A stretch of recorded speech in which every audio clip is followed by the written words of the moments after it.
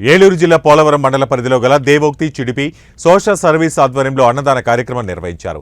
తాళ్లపూడి గ్రామంలోని పప్పల మల్లేశ్వరరావు జ్ఞాపకార్థంగా వారి కుమారులు శంకర్రావు, వైకుంఠరావు, రమేష్ కొవ్వూరు గోష్పద క్షేత్రం దగ్గర ఉన్న పేదవారికి, రాజమండ్రి పుష్కర్ ఘాట్ దగ్గర ఉన్న పేదవారికి 100 మందికి భోజనాలు పెట్టే కార్యక్రమం జరిపించారు. ఈ కార్యక్రమంలో దేవోక్తి చిడిపి సోషల్ సర్వీస్ ప్రతినిధి ప్రతిపాటి అబెడ్ నౌగో, దుర్గాప్రసాద్, రాజశేఖర్, శంకర్రావు, వైకుంఠరావు, రమేష్ ఈ కార్యక్రమంలో పాల్గొన్నారు. హాయ్ ఫ్రెండ్స్, వీడియో చూస్తున్నటువంటి మీ అందరికి కూడా నమస్కారం తెలియజేస్తున్నాము. దేవోక్తి చిడిపి సోషల్ సర్వీస్ ఆధ్వర్యంలో అన్నదాన కార్యక్రమం